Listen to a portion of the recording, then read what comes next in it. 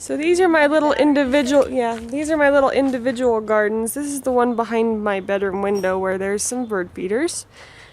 This is the first stuff we ever planted. That big bush in the middle is a flowering almond and some lavender and a bird bath, which is not cleaned out yet for the year. We've got lots of clovers and some pots and another lamb's ear, some snow and summer, tons of mint, and there's some sea oats grass and back.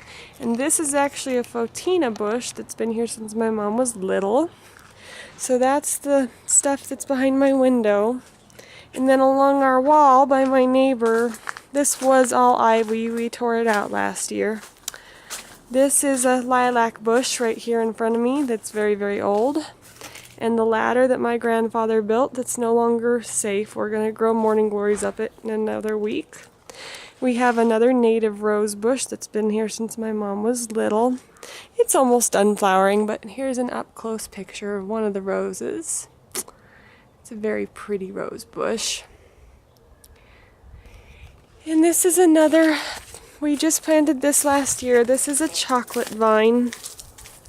It gets little bitty flowers, it's already done for the year, that smell like chocolate. And then we planted this bush of honeysuckle that will turn into a bush. And then this is a Lady Banks rose. It's another type of rose that will never need to be pruned. It was just last year, so it's little and just got done flowering. And this is another type of sage that we planted last year. And over here we have my favorite plant in the world, desert 4 o'clocks that are just coming up. And again, the big giant rose bush that's been here since my mom was little.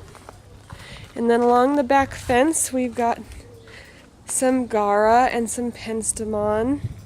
This area is very hot, so it's hard to grow anything. And some ground covers, and some a type of Zebrina mallow, and a windmill that's been here forever, little one.